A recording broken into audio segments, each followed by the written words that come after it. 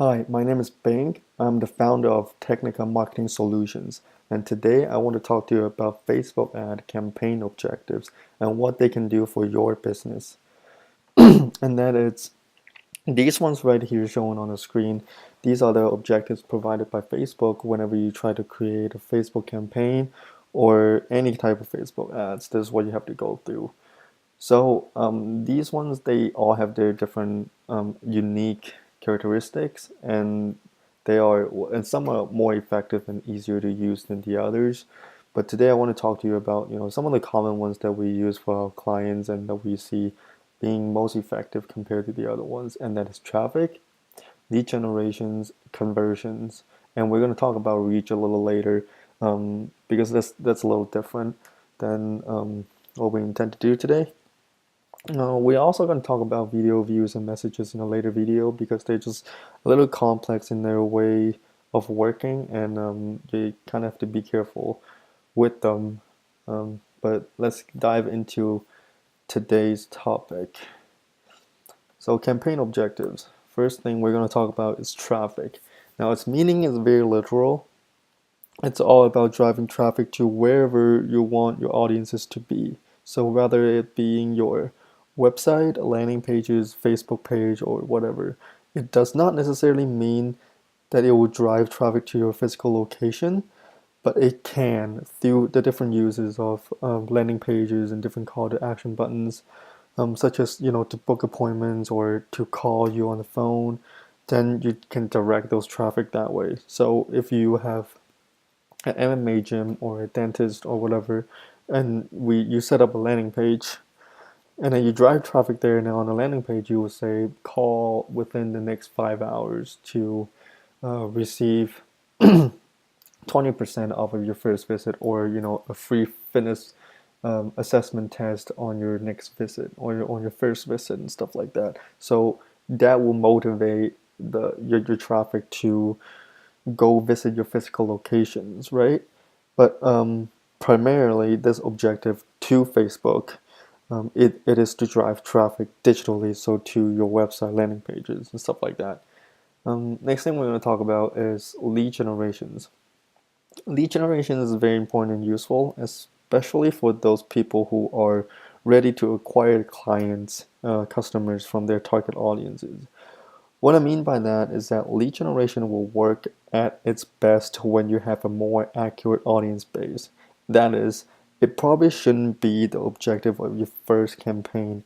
What I'm saying here is that if your uh, audience base isn't accurate, it will cost a lot more than usual, because if you were to find someone who will give you a lead from a very wide audience base, right?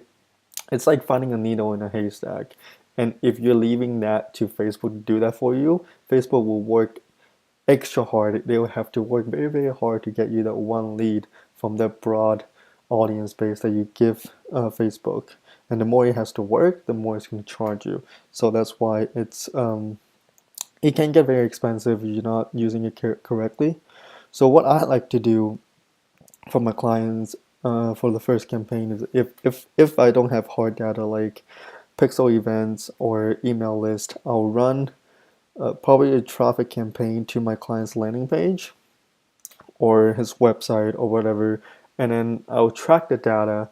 I'll track the data such as, like, bounce rate, how long they stayed, how many links they clicked through, what pages they viewed, and things like that. And then I can pick out the most interested audience to retarget with a lead generation campaign to get some cheaper leads. So we don't have to waste our clients' money on this kind of campaign at the beginning with a wide audience group.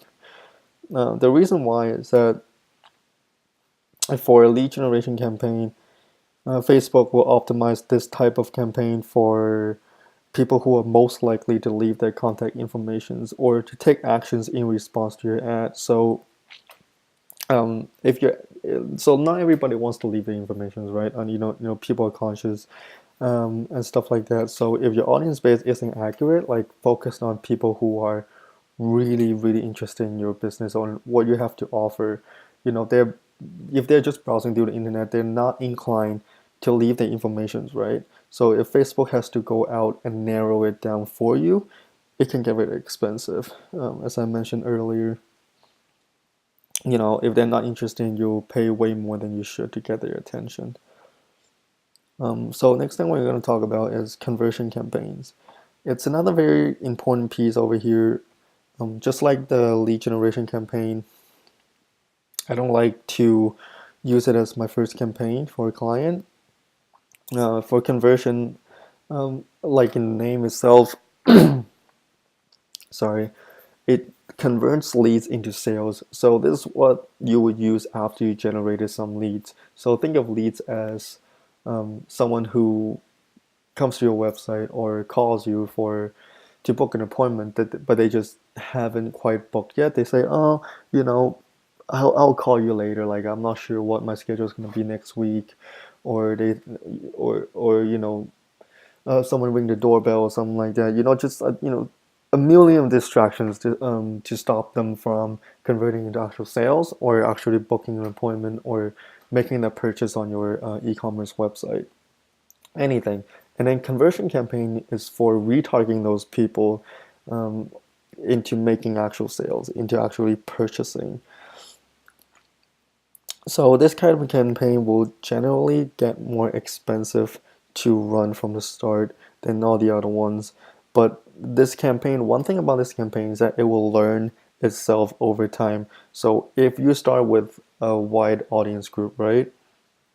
It will be very expensive in the beginning, but as it learns itself, it started, narrowing down its audience base. It started learning its audiences, who will respond better to the ad, and it learns that way through time, and then your data gets more accurate, and then cost will decrease over time. But then one way to minimize the costs is actually have a, an accurate audience base to put into conversion campaigns before you start it. Then you can cut out the high cost in the beginning. Another thing that we like to do with conversion campaign here is that, after we've gotten a lot of leads and a lot of contact information and emails and things of that nature, we can use those emails and then ask Facebook to find us other people who will share the similar traits with these people, right? So if someone, if Facebook looks at this email address and says, oh, this person is in there like between the age of like 25 and 34, they really like fitness products, and they're actively looking for, an MMA gym and stuff like that. It can go out and find people who are exactly, if not very similar to these people, and then you can use them in any of your campaigns. You can use them in conversion campaigns or lead generation campaigns to essentially get cheaper leads from the same group of people, right? So if he has if this guy is very, very, fitness focused, his friend group is probably going to be, other people who share the same interests as him, right? So essentially, you'll be growing your audience from this audience base with the data that you generated from your landing pages and stuff like that, and you can use them in your conversion campaigns to essentially convert cheap leads into cheap sales, right? So that is conversion campaign. Another thing here to remember about all these campaign objectives is that these objectives are not just for shows. Facebook has immense, and I mean huge, database and behavior history on every single one of their users, right? So for each objective, Facebook will optimize your ad specifically for people who are most likely to click your link or watch your video, give a like, comment, share, or whatever. So because Facebook track their users' activity over time, and they will know who will most likely to do what. So choose wisely what your objective is going to be, because Facebook will go out and find those people accordingly, right? So you can't use, so you shouldn't use a lead generation campaign to drive traffic, or a conversion campaign to drive traffic or leads and stuff like that. It just wouldn't work. It would just ended up confusing Facebook, and it would just cost you a lot more than what you should pay. The next thing that I want to talk about is reach. And this is something that I would probably stay away from for my clients because it tends to burn budget very quickly. And that is, with this objective, there is no clear measurement on how Facebook charges you relative to the results that it gives you. You would be charged based on impression, and that is the worst. This is the same as conventional marketing like billboards, print ads, radio ads, and such, where you don't know who your ad is being shown to or what they do in response to your ad. Facebook is literally taking shots in the dark and bills you for the amount it shows your ad. It is not optimizing your ad for people to act upon, right? Uh, although you can control your target audience in terms of interest, demographics, and things like that, but Facebook does not care if these people will click your ad or no. So your ad could be shown to millions of people, right? Millions of users using Facebook every day and just scrolling through Facebook, and it shows your ad, and they just scroll, and let's say they ignore your ad and just keep scrolling. You are still being charged by Facebook to give them that impression, whether or not they click the link. And there's no way to track your results. There's no way to retarget on the data because it's Facebook is just showing a bunch of random people your ad.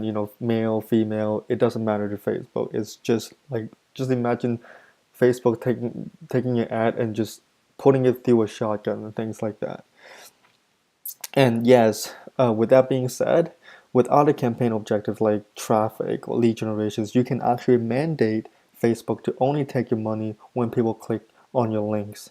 And that is the difference between traditional marketing and digital marketing. With print ads, you can't track your results, you can't track your effectiveness, but with digital marketing, you can. And that is why small businesses should utilize digital marketing because it's cost effective and its value to cost ratios.